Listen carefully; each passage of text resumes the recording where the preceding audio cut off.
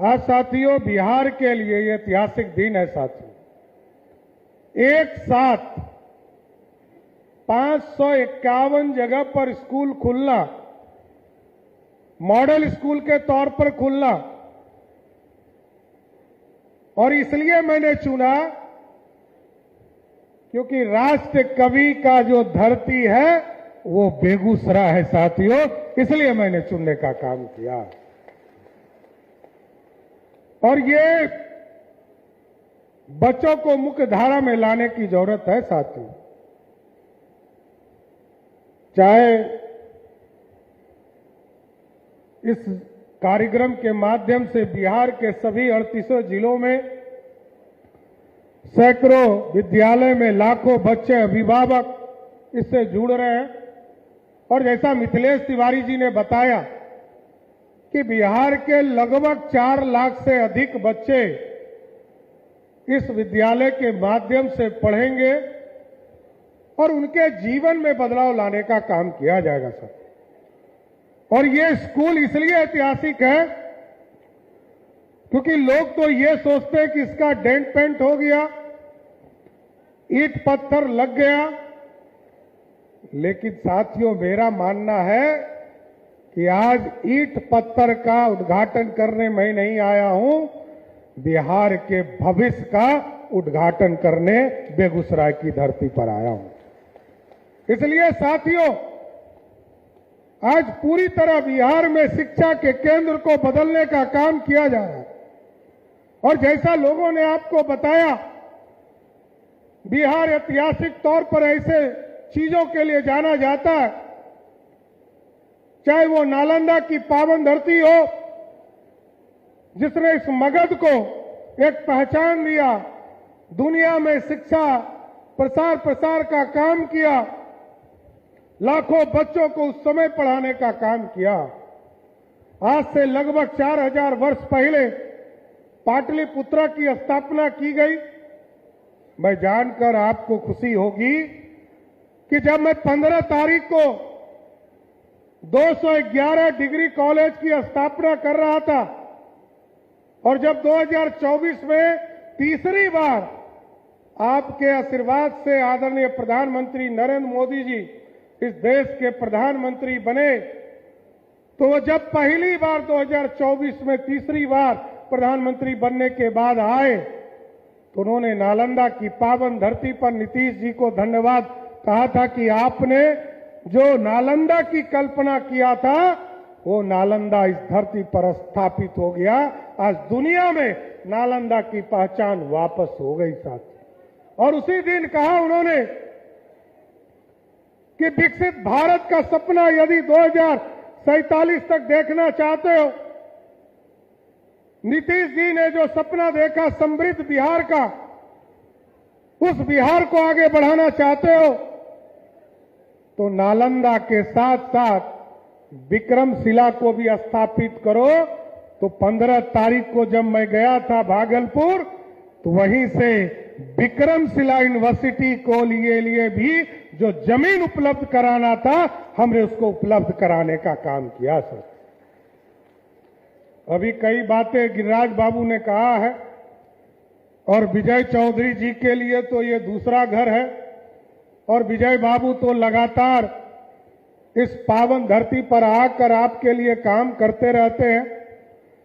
लेकिन मैं जरूर कहना चाहता हूं कि आज इस सरस्वती विद्या निकेतन के माध्यम से उन लाखों बच्चों को जरूर एश्योर करना चाहता हूं कि हम लोगों ने इसमें नीट की पढ़ाई, नीट की कोचिंग हो, जेईई की कोचिंग हो या स्मार्ट क्लासेस हो। लोग प्राइवेट स्कूल में इसलिए जाते हैं कि वहां डिजिटल के तौर पर पढ़ाई हो सके और नए चीजों का ज्ञान अर्जन कर सके। हम लोगों का सपना उस दिन साकार होगा। आज जरूर शुरुआत हम कर रहे हैं। हमारी हजारों बहनें बैठी हुई हैं और बहनों की इच्छा होती है कि हमारा बेटा, हमारा भाई आगे बढ़कर इस बिहार के निर्माण में लग जाए। तो मैं तमाम बहनों को जरूर आश्वस्त करता हूं, तमाम भाइयों को आश्वस्त करता हूं ये भाई आपके बच्चों के जीवन को सुधारने के लिए मॉडल स्कूल में अच्छी पढ़ाई की व्यवस्था करने वाला है और वहां पर लैब की व्यवस्था, डिजिटल चीजों की व्यवस्था, और अब तो हम लोगों ने एक व्यवस्था खड़ा किया है, एक नया फॉर्मूला खड़ा किया है साथियों। इसके माध्यम से एक फीलो, FILO के फीलो का एक ऐप तमाम बच्चों को 15 अगस्त तक उपलब्ध करा दिया जाएगा। अभी पटना से इसकी शुरुआत हुई है, इसको अभी 16 तारीख को हम लोगों ने लॉन्च किया। बिहार में लाइव क्लासेस हमारे बच्चों को मिले, डिजिटल तौर पर क्लासेस तो होंगे, लेकिन फीलो के माध्यम से रात के 12 बजे भी यदि आपके बच्चों को ट्यूशन और ट्विटर की जरूरत पड़ेगी तो ये फीलो उनको लाइव क्लास देने का काम, आपके बच्चों को देने का काम करेगा। क्योंकि हमारे बच्चे गरीबी के चलते मुख्य धारा में नहीं आ सकते, उसकी व्यवस्था करना है।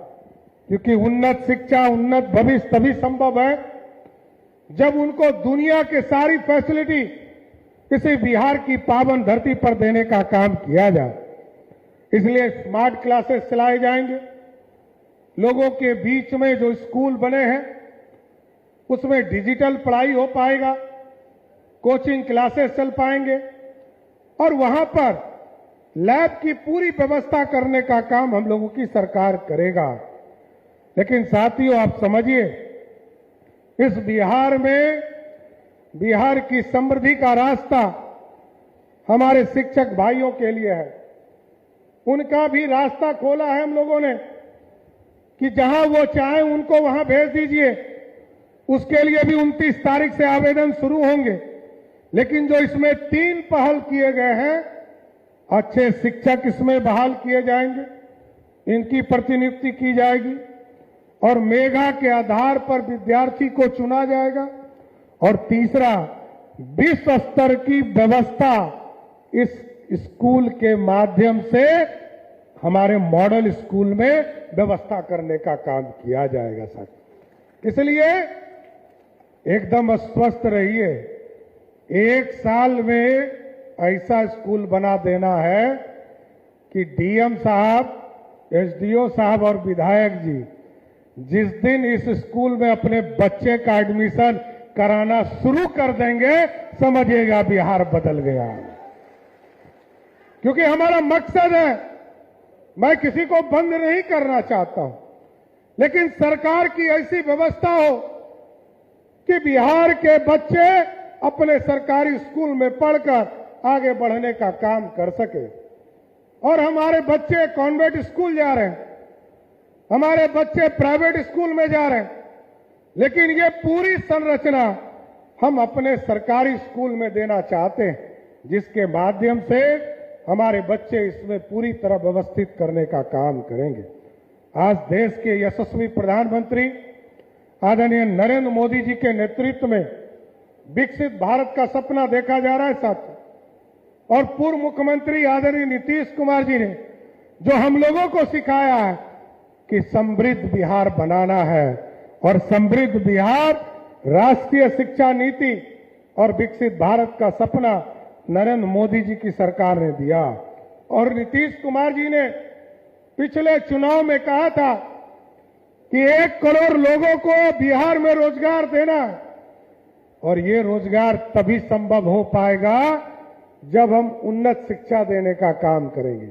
और उन्नत शिक्षा के साथ साथ रोजगार के लिए इंडस्ट्री की व्यवस्था इसी बिहार की धरती पर करने का काम हमारी सरकार करेगा साथियों।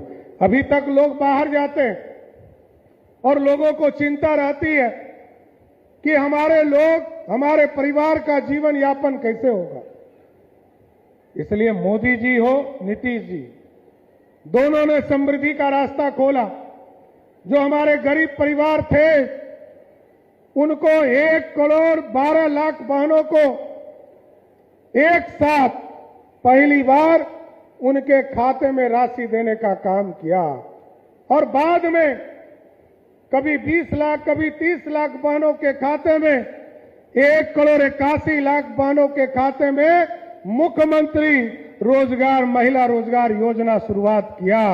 लेकिन और मैं स्पष्ट कर देता हूं, 25 तारीख को, 24 तारीख को हमारा 100 दिन पूरा हो रहा है और हम लोगों ने 25 तारीख को तय किया है, बिहार की ऐसी बहनें जिनके खाते में पैसा नहीं जा पाया, उनके खाते में 25 तारीख को सबके खाते में पैसा भेजने का काम हमारी सरकार करेगा।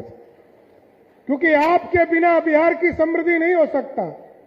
और बिहार में महिलाओं का योगदान आप समझ लीजिए, जिस बिहार में मात्र 5,000 करोड़ रुपया बिहार में महिलाओं का योगदान नहीं होता था, आज हमारी महिला बहनें जीविका के माध्यम से आत्मनिर्भर हो रही है, लखपति दीदी बन रही है। मोदी जी और नीतीश जी चाहते हैं करोड़ों बहनें हमारी लखपति हो। आज लगभग 30 लाख से अधिक हमारी बहनें लखपति हुई है। हमारा लक्ष्य है अगले 2 वर्षों में बिहार में 1 करोड़ महिलाओं को लखपति दीदी बनाने का काम हमारी सरकार करेगा साथ। क्योंकि बिहार की अर्थव्यवस्था में आपका बड़ा योगदान है। मैं कह रहा था 5,000 करोड़ रुपया भी 2005 में आपका नहीं होता था, लेकिन आज वही महिलाएं बिहार में अर्थव्यवस्था को खड़ा करने में 1,36,000 करोड़ का पूरे साल में बिजनेस करती हैं और इस पूरे मार्केट को खड़ा करने का काम कर। मैं कई जगह जाता था, नीतीश जी के साथ जाता था, आदरणीय प्रधानमंत्री जी के साथ जाता था, तो पूरे बिहार में एक ही आवेदन प्रधानमंत्री जी को दिया जाता था, मुख्यमंत्री जी को दिया जाता था और विधायक जी, सांसद जी को भी दिया जाता था। मैंने एक व्यवस्था खड़ा किया, ऑर्डर करना पड़ेगा। मैंने एक कार्यक्रम चलाया, सहयोग कार्यक्रम, और सहयोग कार्यक्रम का फलाफल ये है साथियों कि लगभग 6 लाख से अधिक लोगों का बिहार में आवेदन आया और लगभग 5,60,000 लोगों के आवेदन को निष्पादित करने का काम हमारी सरकार ने किया। और इसमें जो नियम है वो बहुत कठोर है। नियम क्या कठोर है? पहला आवेदन जब आप देते हैं तो 10 दिन तक यदि उसने ऑर्डर नहीं किया किसी भी पदाधिकारी ने, तो 11वें दिन आपका भाई सम्राट चौधरी मुख्यमंत्री के कार्यालय से उसको पहला नोटिस चला जाता है। वैसे वीर पदाधिकारी लगभग 9,000 हमको मिले। दूसरा नोटिस हमारा 20 दिन के बाद यदि कोई काम नहीं होता तो वैसे वीर पदाधिकारी मात्र 350 मिले जिनको हमको नोटिस देना पड़ा। और अभी तक तीसरा नोटिस 25 दिन जब पूरा होता है तो तीसरा नोटिस अभी तक मात्र मैंने 5 व्यक्ति को, 5 पदाधिकारी, वीर पदाधिकारी को दिया है, लेकिन कोई हाथ नहीं लगने दे रहा है। जैसे ही 30 दिन पूरा होता है उसके पहले ऑर्डर कर देता है, ऑर्डर नहीं करेगा तो सीधे सस्पेंड करने का व्यवस्था हमारी सरकार ने किया है। लेकिन कोई अफसर अभी हाथ नहीं डालने दे रहा है। और इसी के लिए साथियों मैंने एक व्यवस्था शुरू किया। जो लोग संतुष्ट नहीं है, किसी बीडीओ साहब ने, किसी सीओ साहब ने, किसी डीएम साहब ने कोई आवेदन निष्पादित किया हो और उससे लोग संतुष्ट नहीं है, तो मैंने एक व्यवस्था और खड़ा किया।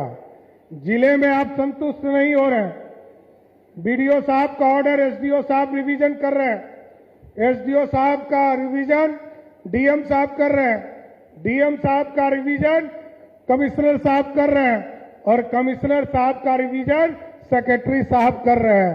इसके बावजूद यदि कोई संतुष्ट नहीं है तो ये भाई सम्राट चौधरी दूसरी मंगलवार को पटना में बैठता है।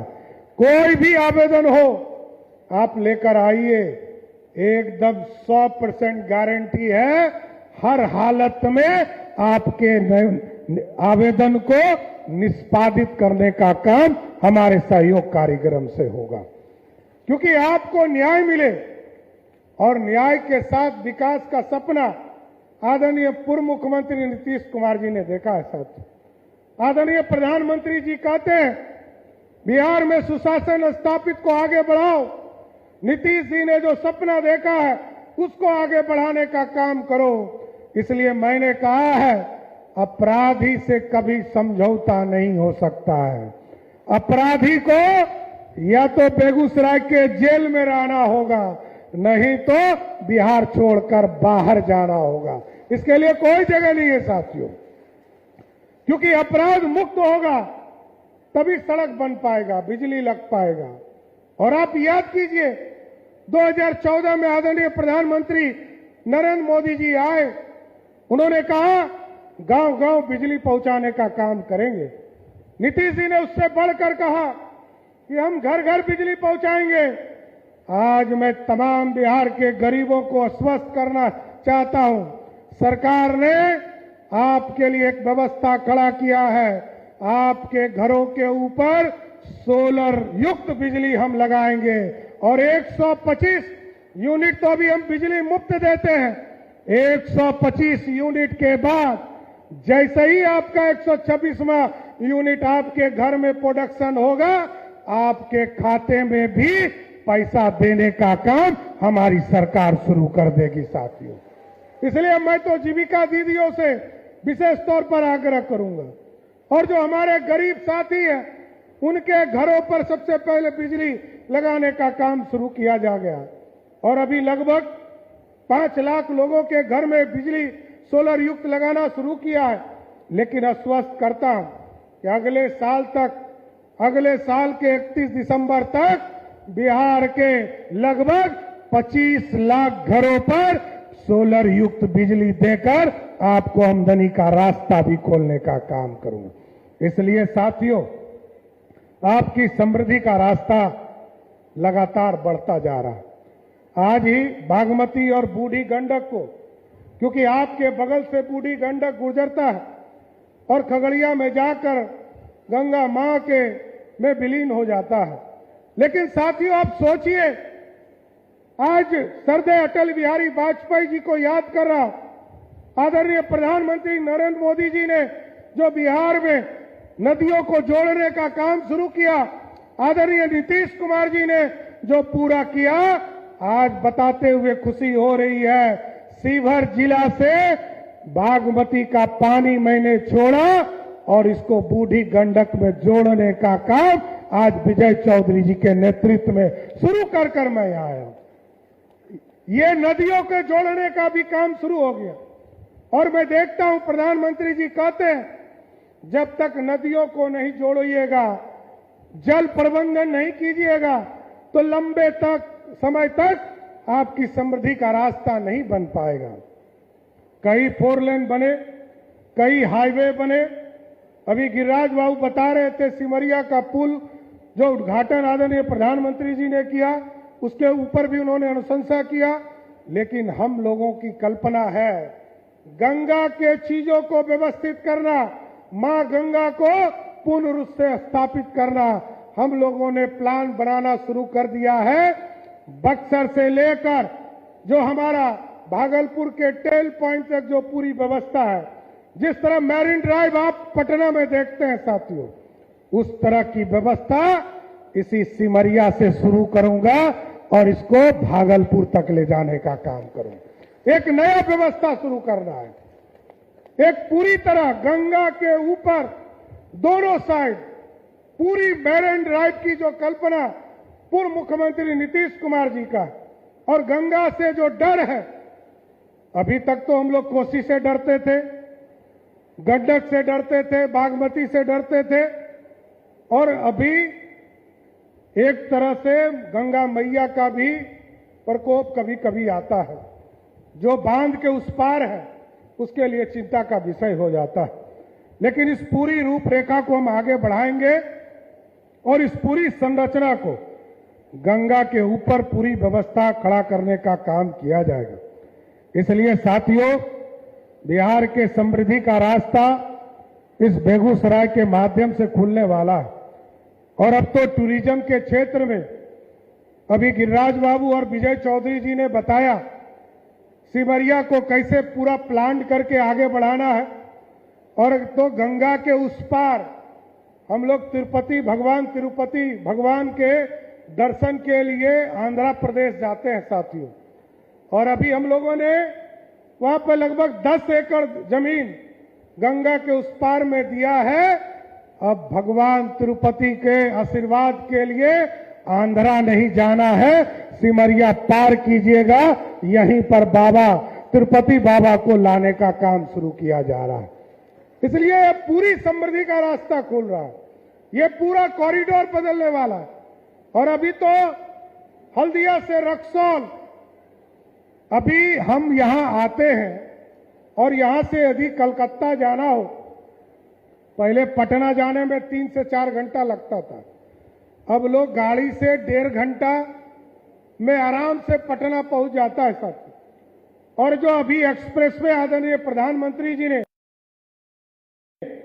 घोषित किया है, जिसका जमीन अधिग्रहण का काम शुरू हुआ है, जो हल्दिया से रक्सौल जाएगा, आपको जानकर खुशी होगी।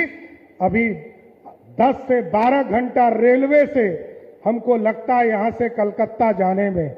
जैसे ही हल्दिया रक्सौल का सड़क इस बेगूसराय से गुजरेगा, आपको जानकर खुशी होगी 5 घंटे में बेगूसराय वाले, मुंगेर वाले, लखीसराय के लोग कलकत्ता पहुंचने का काम कीजिएगा साथियों। इसलिए आपके यहां उद्योग भी लगे। आदरणीय गिरिराज बाबू का बहुत दबाव रहता है, कुंदन जी का, रजनीश जी का, संजय जी का, सर्वेश जी का, अभिषेक जी का, बोगो सिंह जी का, कई साथी हमारे सुरेंद्र जी, सभी लोग चाहते हैं कि बेगूसराय में इंडस्ट्री और लगे। वैसे पिछले 12 वर्षों में हमको लगता है कि सबसे अधिक यदि पैसा का इन्वेस्टमेंट किसी जिला में लाखों करोड़ की संख्या में हुआ है, तो वो सिर्फ और सिर्फ बेगूसराय की पावन धरती पर हुआ है सर। यहां चाहे वो थर्मल का काम हो, खाद फैक्ट्री का काम हो, सड़क का काम हो, उद्योग का काम हो, चाहे वो पेट्रोलियम डिपार्टमेंट का काम हो, सबसे अधिक आपके यहां काम हुआ है साथियों। और आगे भी आपके समृद्धि का रास्ता खुलेगा साथियों। श्री बाबू जिस सीट से पहली बार एमएलए बने साथियों, सम्राट चौधरी भी उसी सीट से एमएलए है। इसलिए आपको चिंता नहीं कर रहा है। इस बिहार की समृद्धि का रास्ता या तो श्री बाबू ने खोला साथियों, और नहीं तो नीतीश कुमार जी ने खोला। आदरणीय प्रधानमंत्री श्रद्धेय अटल बिहारी वाजपेयी जी ने रास्ता खोला, कर्पूरी ठाकुर जी ने खोला, और आज नीतीश कुमार जी ने जो रास्ता दिखाया है उसको आगे बढ़ाने का काम कर रहे हैं। एयरपोर्ट की भी कल्पना हम लोगों ने किया है, इसको भी एयर स्ट्रिप के तौर पर हम लोग डेवलप कर रहे हैं। और क्योंकि सिविल एविएशन का काम जिस दिन इसका आश्वासन जा रहा था तो विजय चौधरी जी देख रहे थे, तो इन्होंने कहा कि हर हालत में बेगूसराय में भी हवाई जहाज उतरने की व्यवस्था बिहार सरकार और भारत सरकार के सहयोग से किया जाए। इसलिए साथियों, मैं जरूर कहूंगा बिहार आगे बढ़ चला है और आज बेगूसराय की पावन धरती पर आया। ये बिहार तभी बढ़ेगा जब बिहार के लोग पढ़ेंगे, तभी बढ़ेगा जब बिहार बढ़ेगा, और बिहार जब पढ़ेगा तब बिहार बढ़ेगा। इसलिए साथियों, मैं जरूर आश्वस्त करता हूं, गिरिराज बाबू ने एक आग्रह किया है, और मैं जब अध्यक्ष था तो यहां आया था और मेरी भी कल्पना थी कि दिनकर जी ने जो राष्ट्र के स्तर पर इस भारत में पूरी संस्कृति का, शिष्टाचार का, लिटरेचर का जो व्यवस्था राष्ट्र कवि के तौर पर जो जाने गए, उसकी उनकी कल्पना को दुनिया जान सके, तो मैं जरूर आश्वस्त करता हूं कि बेगूसराय की पावन धरती पर एक नया यूनिवर्सिटी बनेगा जो दिनकर जी के नाम पर होगा। इसलिए साथियों, एक बार जोर से बोलिए, राष्ट्र कवि दिनकर अमर रहे, राष्ट्र कवि दिनकर अमर रहे। इसलिए साथियों, मैं फिर से तमाम बहनों को, तमाम भाइयों को 551 मॉडल स्कूल और सरस्वती विद्या निकेतन बिहार में खुले, इसका बधाई देते हुए आप सभी लोगों को फिर से कोटि कोटि धन्यवाद देते हुए अपनी बातों को विराम देता हूं। बहुत बहुत धन्यवाद।